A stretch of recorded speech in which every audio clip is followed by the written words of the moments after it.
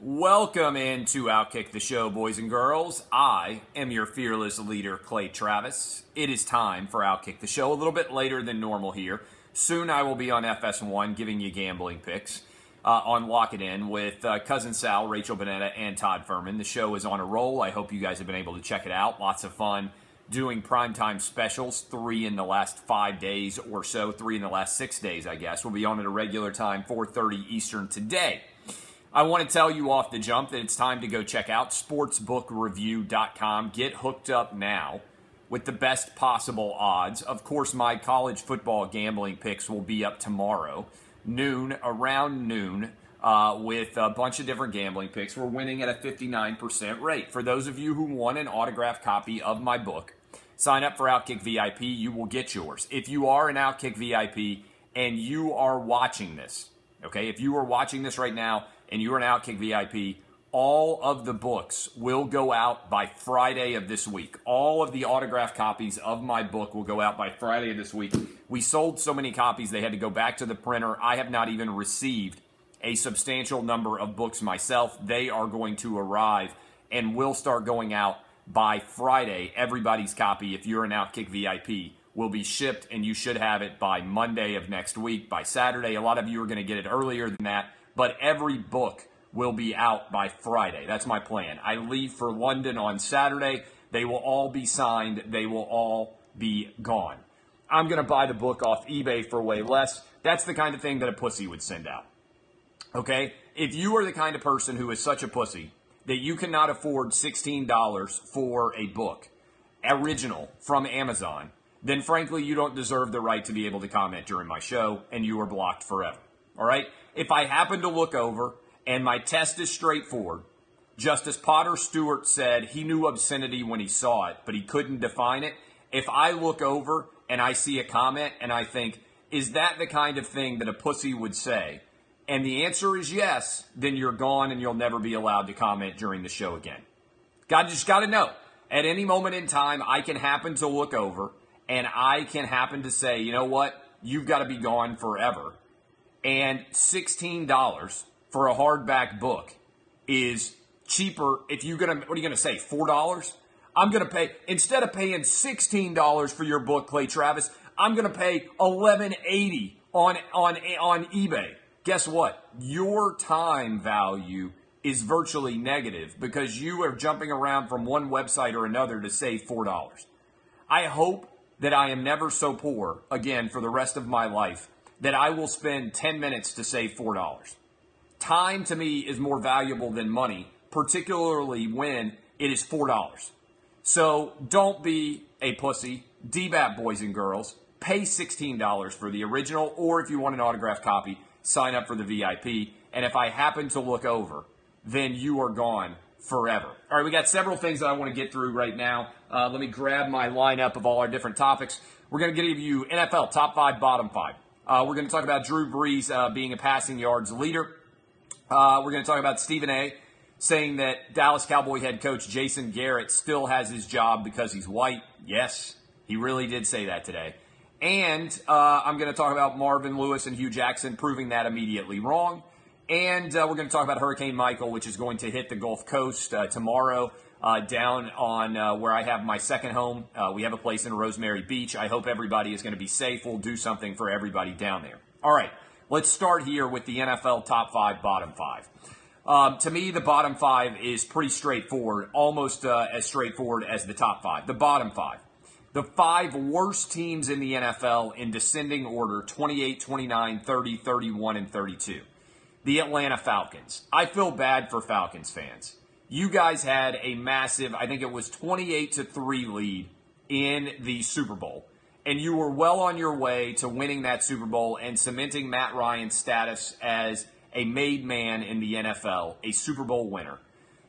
Last year, you were throwing into the end zone trying to beat the Philadelphia Eagles. If Julio Jones just gets a bit higher, that touchdown pass is complete. We never hear about the Nick Foles dynasty. Philly fans are still upset. The Philly special never happens. And the Falcons are playing against the Vikings in Minnesota to see who advances to the Super Bowl. That's how close it was. This year, you had the same game end effectively in Philadelphia. You lose. You lose against the Cincinnati Bengals on a last-second touchdown pass. You lose in overtime to Drew Brees and the Saints. And as a result, all of this has fallen apart. You are now 1-4, and effectively your season is over, and you have become one of the Outkick worst 5 teams in the NFL, effectively a third of the way through the season. In the 29th spot, the Indianapolis Colts. The positive is Andrew Luck is back healthy. The negative is they've lost every close game that they have played. To the Bengals, driving for the win, loss. To the Philadelphia Eagles, driving for the win, loss.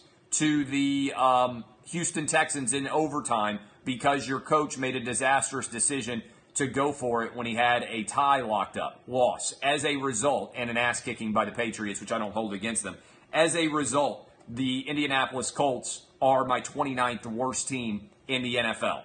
The Raiders. The Raiders are the 30th worst team. I got asked this morning, do you ever think to yourself, this could have been the University of Tennessee if Jon Gruden had gone there? Gruden got $10 million a year to go to the Raiders, immediately blew up the team by trading Khalil Mack, and they have fallen apart since. I still think Jon Gruden would be an incredible college coach, but I think there have to be a lot of people who gave Jon Gruden $10 million a year with the Raiders that are having the same thought that Auburn Tiger fans are about giving Gus Malzahn $49 million, which is, what in the hell were we thinking? What in the hell were the Raiders thinking giving him $100 million guaranteed and then allowing him to blow up the entirety of the team? I am telling you right now, the Raiders at 1-4, with their only win being in overtime at home against the Cleveland Browns, are done, finished. That franchise is done for this year. In the 31st spot, they finally got a win this weekend to get off the schneid. They are the Arizona Cardinals, starting rookie quarterback Josh Rosen. He hit a 75-yard touchdown pass to Texas A&M, big-time playmaker whose name is immediately escaping me, that we watched over the last several years, then did virtually nothing for the remainder of the game, and they still managed to withstand the Christian Kirk. They still managed to withstand the onslaught that came from the San Francisco 49ers. And so as a result, I've got them in the 31st spot. And then in the last spot, I have got the San Francisco 49ers. They gave Jimmy Garoppolo $130 million. They thought they were going to be on fire. They thought they were going to be unstoppable. They thought they were going to be the straw that stirred the drink. With Jimmy G back in San Francisco, they even compared him to Joe Montana. And then he tore his ACL. And now they are likely to be the worst team in the NFL at the end of the season. That is your bottom 5 NFL teams: Falcons, Colts, Raiders, Cardinals, 49ers. If you live in the Bay Area and you are either watching or listening to this, my apologies to you for having to put up with such awful football. The Raiders and the 49ers are a combined 2-8 right now, the worst geographic area in the entirety of the NFL. It's Oakland, it's San Francisco, it's the Bay Area. I'm sorry to all of you. Top 5. The 5 best teams in the NFL, beyond a shadow of a doubt. Number 5, I'm jumping the Chicago Bears in. That's because so many other teams fell out. I've got the Bears at 3-1 in my top 5. Justification for why the Bears are there. They are 3-1. Their only loss came against Aaron Rodgers and the Packers, and they were up by 20 points in that game before they actually fell apart. 4, in the 4 spot, I have got the Cincinnati Bengals sliding into the 4 spots. Interesting detail here. There are only 4 teams in the NFL that have 4 or more wins. They are all my teams that are ranked as the top 4 teams in the NFL. The Bengals have won a lot of close games. Poor Miami Dolphin fans, you guys were in incredible shape. You were up 17-0 on the road, 17-3 when the fourth quarter started, and then you allowed the Bengals to come back from 17-0 and score 27 unanswered on you. That is brutal. The Red Rifle, baby, ain't going to be stopped. Andy Dalton's MVP campaign underway. That was a massive win for the Bengals to get to 4-1 the week after they had the big touchdown pass to A.J. Green against the Atlanta Falcons. The Saints. Last night, congratulations to the Washington Redskins for showing up and pulling a Brett Favre while going against Michael Strahan, taking a dive on that sack. The Saints absolutely dominated the Redskins. The NFC East, the entire division, is a dumpster fire right now. The Saints are my 3rd best team in the NFL. And in the 2 and the 1 spot, you can flip-flop these. I think anybody out there who's watching the NFL at all, it would be impossible to pick one or the other and not have them 1 and 2. I've got the Rams number 2. They were fortunate to beat the Seahawks. They were not that good. I have got the Chiefs number 1. That is my top 5 in order descending. Chiefs, Rams, Saints, Bengals, Bears. The Outkick top 5. The Outkick bottom 5. Falcons, Colts, Raiders, Cardinals, and 49ers. Okay, that is my breakdown right now through 5 weeks of the season, the teams that have been the most impressive. All right, Drew Brees won the passing yards record last night. I don't think it's that big of a deal because the NFL game has fundamentally altered. The 4 best quarterbacks in my mind in the history of the NFL. I think that Brady and Manning are 1A and 1B, effectively indistinguishable. I think they are the 2 best quarterbacks. I would then put Joe Montana in that mix, and based on having done ample research, I've obviously never seen him play. I would put in the 4 spot, I would probably put Johnny Unitas. All right? Those, in my opinion, would be the 4 greatest quarterbacks in the history of the NFL. Now, if you only want the 4 greatest quarterbacks in the history of my life, which quarterbacks would I want? I would still go Brady and Manning 1A and 1B. I would still go with Joe Montana. And then I would be torn on my number 4 spot between either John Elway or Brett Favre or Aaron Rodgers. I still want to see how Aaron Rodgers' career ends. Those would be my breakdown of people who have been alive during my life, and that's how I would rank them, all right? Drew Brees is not in that mix, even though I think he's an outstanding player. I loved the way he won that title, set the record last night. We're the exact same age. Sometimes you end up following athletes who you think are the same age, and I think it's intriguing to follow them. Easy analogy on how long you can last as a quarterback. I am the same age. Drew Brees is the same age as Travis Henry and Jamal Lewis.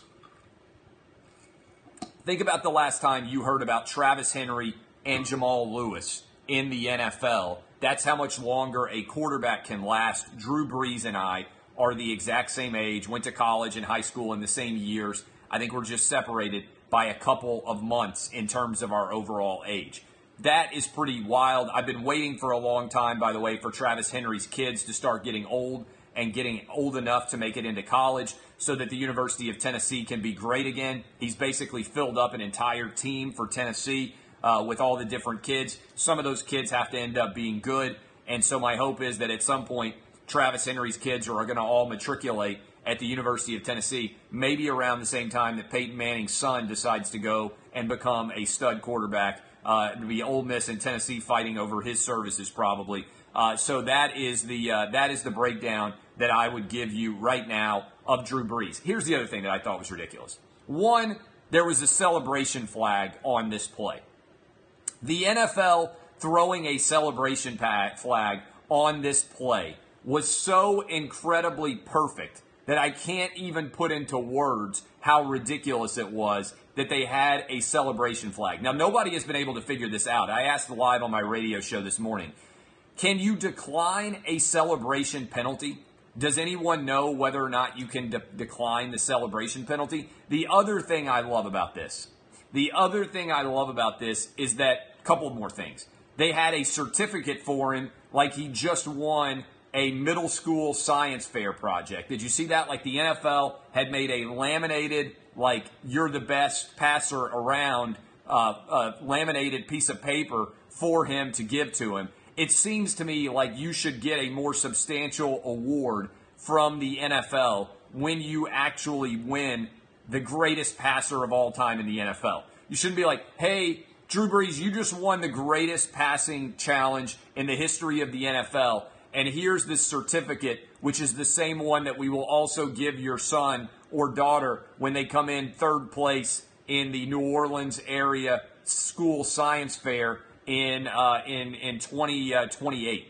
All right, I don't get that at all. It doesn't make sense to me. Also, does the guy who takes the football need to have on white gloves? On the sideline, the guy who takes the football is wearing white gloves.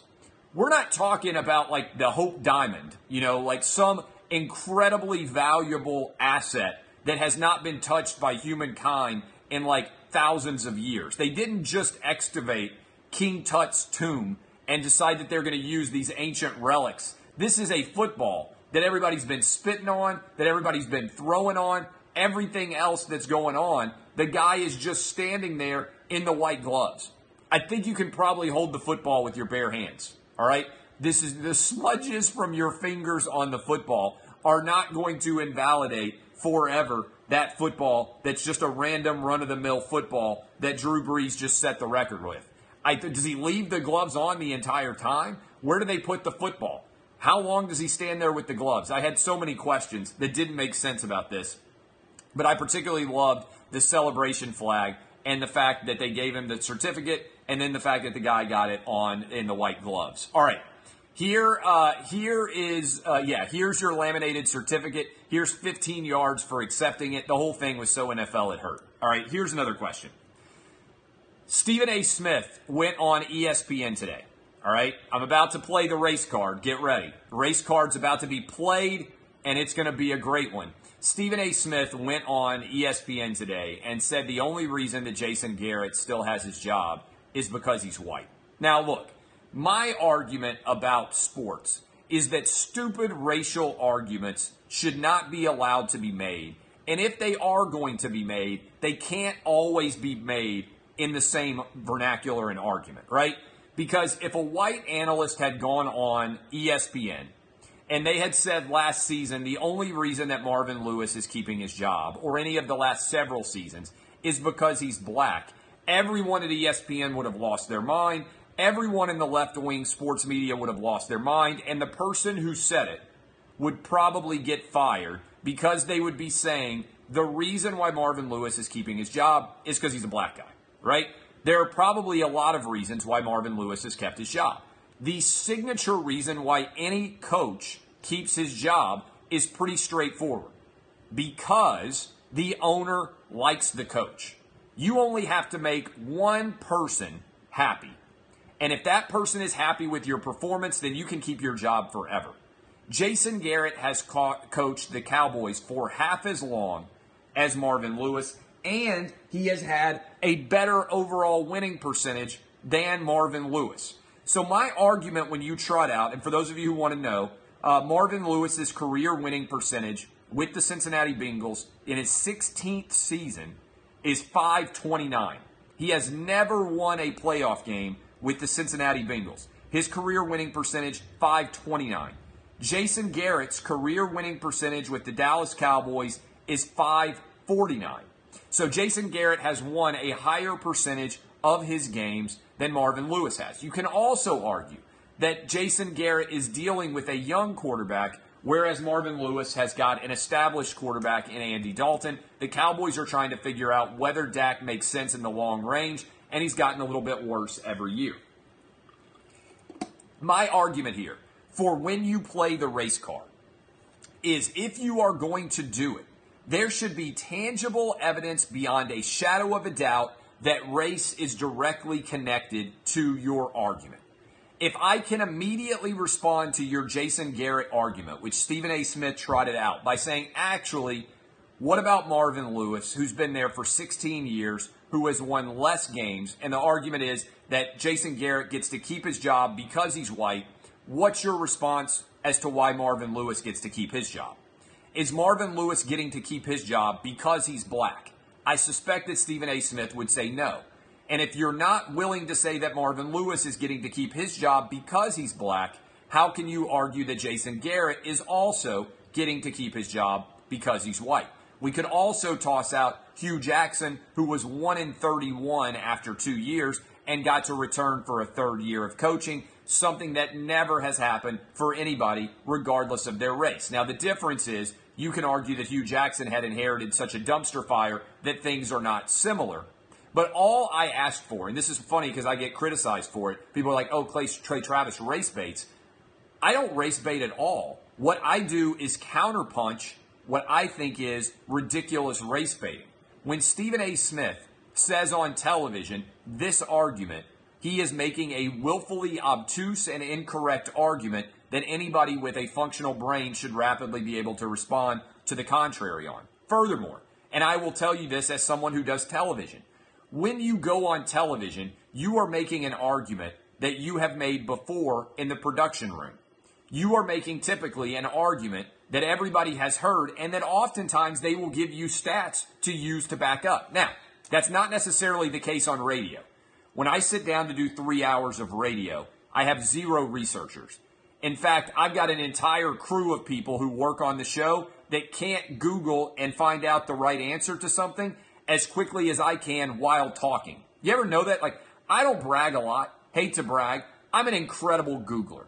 Like, I can go find stats really rapidly that support or counteract my hypotheses. Like, this happens to me all the time. I'll be driving in a car and I'll be having a conversation with my wife and I'll have an idea and I'll say, hey, look up X and see whether my idea here is correct or not. And do you know what almost always happens? My wife can't find the information that I want. And then she won't let me use my phone to check it while I'm driving down the road because she thinks I'm going to drive off the road and kill us all. So it's insanely frustrating to me to not have someone who's in like my personal Googler.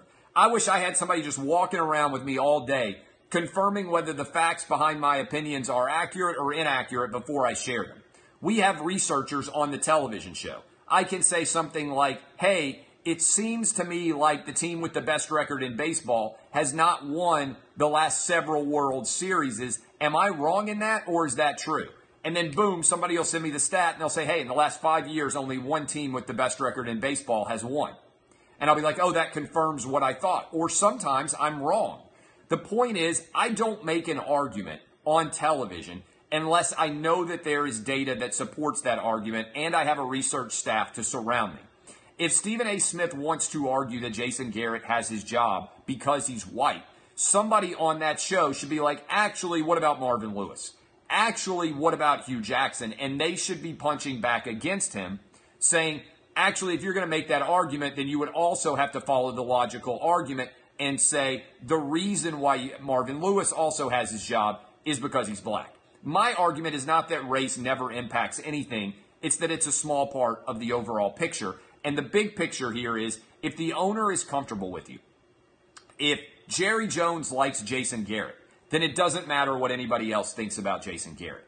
And if anybody out there at all is comfortable in any way with the Cincinnati Bengals, I don't even know who the owner of the Bengals is now. Is it still Paul Brown or did he die? Is it one of Paul Brown's sons? Whoever it is that makes the decision for the Cincinnati Bengals may well be sticking with Marvin Lewis because he's more comfortable with Marvin Lewis than he is to start over with somebody else. This ties in, by the way, in my book because this is the argument that we see made all the time. Race can only be a hindrance. It can never be in any way a benefit, right? And so if you argue that this happened to Rush Limbaugh, when Rush Limbaugh said, hey, I think people are giving Donovan McNabb a pass, partly because they would like to see a black quarterback succeed, that was insanely racist. People were like, I can't believe that Rush Limbaugh would argue that a black quarterback might be rooted for by the sports media. Rush Limbaugh was 100% right. There were a ton of members of the sports media that were rooting for Donovan McNabb. I don't know if they were giving him an easier pass than they would have a white quarterback, but they were certainly rooting for him to prove that black men could play quarterback at a high level, okay? I don't think that's an irrational argument. Yet, you can't ever say that on ESPN. Yet, you can come out and say, oh, the reason why Jason Garrett has his job is because he's white. Again, race can only be a benefit for black people, for white people, and only be a hindrance for black people. To argue that this situation is more complicated or that something other than the color of skin might be at play, or even wildly, that everybody in modern day NFL, everyone in the modern day NFL is treated the exact same regardless of their race, because all that matters is whether or not you can win, is not allowable. Because that's what I would say in response to Jason Garrett. You show me Jason Garrett, I'll show you a Marvin Lewis who's less successful and has had his job for twice as long. Everyone else that has had a job coaching in the NFL for as long as Marvin Lewis has won a Super Bowl. Bill Belichick, Mike McCarthy, everybody else. Give me all the John Harbaugh. Everybody else who has had his job for anywhere near as long. Mike Tomlin, as that coach, Marvin Lewis, has actually had the opportunity somebody has had the opportunity to win a Super Bowl. Marvin Lewis has kept his job in spite of his failure. I don't think his race has anything to do with it. I think it's because Mike Brown has a good relationship with him. Sean Payton is the other one. Everybody who's had their jobs for a long time in the NFL, with the exception of Marvin Lewis, hasn't just won a playoff game. They have won a Super Bowl. Marvin Lewis has never even won a playoff game, and he's been the head coach of the Bengals for 16 years. Jason Garrett has been with the Dallas Cowboys for half as long. He's won more games. So the story, to me, beyond a shadow of a doubt, is that if you have a good relationship with your owner, you can last for a long time in the NFL, regardless of your race, even if you don't win at a high level. And so that's a bad argument by Stephen A. I think it's frankly indefensible. And I think it's the worst kind of race baiting because it's just tossing race out there as a reason, tossing it out there without any kind of objective support, ignoring data that clearly reflects that you're not being accurate. Because if you just apply Marvin Lewis versus Jason Garrett, you can say that is a complete and utter example of someone not using race in a fair way. All right? I think beyond a shadow of a doubt, that is a fundamental failure of ESPN. It would not be allowed. It's the definition of race baiting. And what's funny to me is I actually, when I push back against stupid race baiting arguments, get called out and people say, oh, Clay Travis is race baiting. Almost all the time, the argument beyond a shadow of a doubt is that this person is being treated differently, not because of their race at all. And I had to block this guy. There's an obsessive dude. It really makes me uncomfortable. An obsessive guy from Cincinnati who watches and reads everything that I say and then obsessively tweets me. I think he's actually got major psychological issues. And he's made like 20 different Periscope accounts to come in and watch the show. So I had to kill that guy. I've probably Periscope sniped him like 100 times. I mean, I bet I've Periscope sniped this guy 100 times. I had to ban him from the radio show. I had to block him like 50 different times on Twitter. It's really scary. Really scary how psychologically unstable the dude is. Finally, Hurricane Michael is going to hit down on the Panhandle. And that's where I literally have my second home in Rosemary Beach. I want to tell everybody who's in the hurricane zone, everybody in the Florida Panhandle, everybody down along the Alabama coast, be safe. We're going to do an event to help out everybody down on the Panhandle in the event that there is massive damage that occurs down there. I right now will be down there in November for Thanksgiving. It's my second home, and I tell everybody down there, be safe. Make sure that nothing happens bad to you. Take care of your family, your possessions, your life, most importantly. And it's going to be an ugly, ugly situation. I know a lot of you go down there with me as well and spend a lot of time on the Gulf Coast. It is literally my second home. I love the people down there. I love the area. I love the region. I hope that it is going to be safe and not as bad as everybody is forecasting. All right. I appreciate all of you. My name is Clay Travis. I do a show from 6 to 9 a.m. Eastern. The show is called Outkick the Coverage. I'm about to go hop on, lock it in. I'll be doing my own show over there as well. Television show, giving you some gambling picks. I went 2-0 last night. I'm going to start giving out the college football gambling picks. I've already given out one. I love Central Florida against Memphis. I bet it already. I'll have the rest of the gambling picks up tomorrow. I love all of you guys. I appreciate you coming and hanging out and watching the show. DBAP, boys and girls. But, as always, sometimes it's necessary to SBAP. Kisses. I'll see you guys on television here shortly and tomorrow. This has been Outkick the Show.